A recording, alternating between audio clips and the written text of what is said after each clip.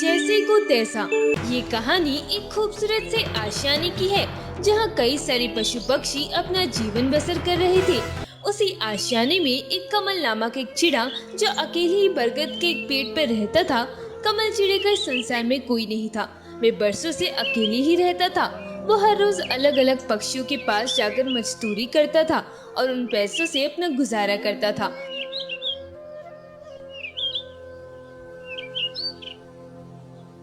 उसी आशियाने में एक ताना कौवा रहता था जो बेहद अमीर और उसके पास आम का एक बाग था जिसमें कई सारे आम के पेड़ थे और उसके पास जो मजदूर पक्षी काम करने आते थे।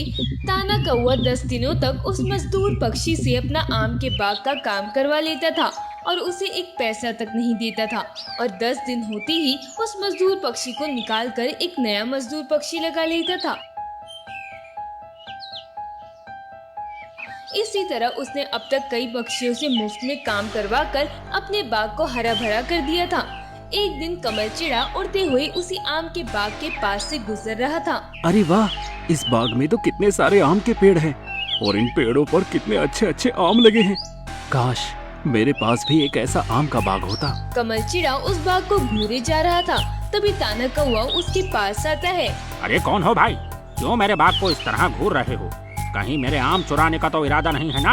अरे नहीं नहीं मालिक, मैं तो बस देख रहा था। आपका आम का बाग वाकई में बहुत खूबसूरत है। मैंने ऐसा खूबसूरत बाग कभी नहीं देखा। अरे चिड़े भाई, क्या कार्य करते हो आप? कुछ नहीं मालिक, बस हर रोज काम की तलाश में निकलता हूँ और जो काम मिलता है वो कर लेता हूँ। ये चिड़ा बहुत मेहनती लगता है, ये मेरे बहुत काम आ सकता है। मैं इसे अपने आम के बाग में रख लेता हूँ, इससे तो मुझे बहुत मुनाफा होगा। अरे चिड़े भाई, मुझे कब से एक मजदूर पक्षी की तलाश है जो मेरे आम के बाग की अच्छे से देख रेख कर सके, आम के पेड़ों को दिन रात पानी डाल सके, उनके ऊपर की गंध साफ कर सके। क्या तुम ये कार्य करोगे? बदले में मैं तुम्हें काफी सारे पैसे दूंगा। अरे वाह, ये तो बहुत ही अच्छा काम है। इसमें तो ज्यादा मेहनत भी नहीं लगेगी और मेरी रोज रोज की काम ढूंढने की समस्या भी दूर हो जाएगी। जी मालिक, मैं ये काम करने को तैयार हूँ। अच्छा तो चिड़े भाई, आप आज से काम करना शुरू कर दीजिए। कमल चिड़ा उसी समय ताना कौवे के बाग में काम करना शुरू कर देता है। ताना कौवा उसे काम करने का सारा तरीका बता देता है और वहाँ से अपने घर चला जाता है। कमल चिड़ा सारा दिन उस ताना कौवे के बताए अनुसार उस आम के बाग में काम करता है। देखते ही देखते 7 दिन बीत जाते हैं।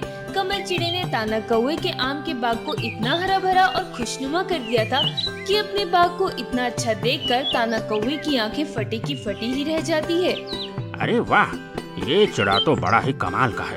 इसने तो मेरे बाग की पूरी दिशा ही बदल दी। एक काम करता हूँ, इस चिड़े से मैं पूरे 20 दिन तक अपने बाग में काम करवाता हूँ और जैसे ही 20 दिन हो जाएंगे मैं इसे बिना कुछ पैसे दिए ही लात मारकर यहाँ से भगा दूंगा। रात का समय ताना कौवा अपने घोंसले में बैठा हुआ था, तभी कमल चिड़ा वहाँ आता है। मालिक, मैं 7 दिनों से आपके बाग में दिन रात मेहनत कर रहा हूँ। मालिक, मुझे मेरे काम का थोड़ा पैसा तो दे दीजिए। मुझे अपने घोंसले में राशन भरना है। अब मेरे पास एक पैसा तक नहीं बचा। अरे चिड़े भाई, इस समय मेरे पास भी कोई पैसा नहीं है। सारा पैसा तो आम के नए पेड़ में लग गया। अब तो आपको पूरे 12 दिन बाद ही पैसा मिलेगा। क्या 12 दिन बाद? पर मालिक, इतने दिनों तक मैं भूखा कैसे रह सकता हूँ? अरे चिड़े भाई, आप एक काम करिए, अपने किसी जान पहचान वाले पक्षी की दुकान से 10 दिन का राशन भर लीजिए और उससे कहना कि 10 दिन के बाद मैं आपके सारे पैसे चुका दूंगा। हाँ, ये हो सकता है। मेरी पहचान में एक दुकानदार पक्षी है जो मुझे राशन दे सकता है। कमल चिड़ा उड़ते हुए उसी आशियाने की एक हरा तोते की दुकान में जाता है। अरे तोते भाई, मुझे 10 दिनों का राशन उधार मिल सकता है क्या? मैं एक ताने कौवे के बाग में काम करता हूँ जहाँ से मुझे 10 दिन बाद पैसा मिलेगा। जब मुझे वो पैसा मिलेगा मैं आपका सारा पैसा लौटा दूंगा। हरा तोता जैसे ही उस ताना कौवे का नाम सुनता है वो गुस्से से आग बबूला हो जाता है।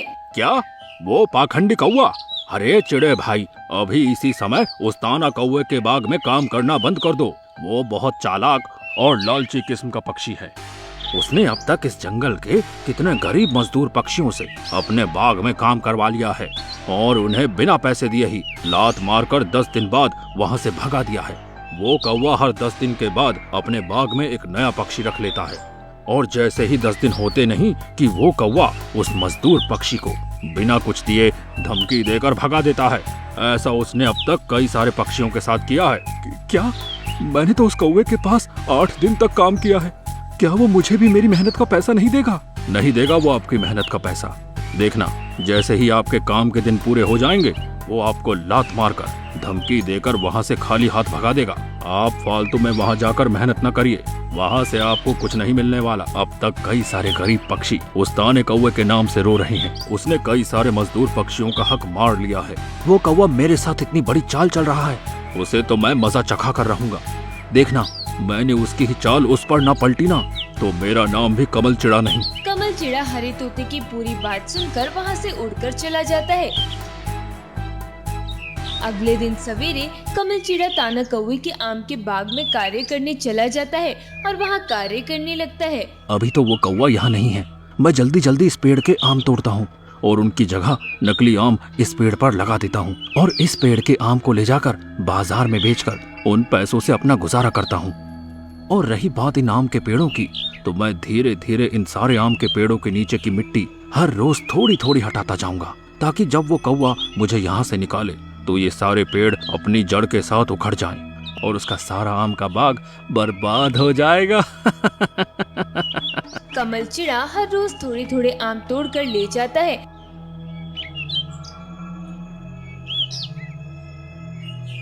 और उनकी जगह नकली आम उस पेड़ पर लटका देता था और हर रोज हर पेड़ के नीचे की थोड़ी थोड़ी मिट्टी निकालता जाता था, जिससे वो पेड़ एकदम से कमजोर हो जाता था।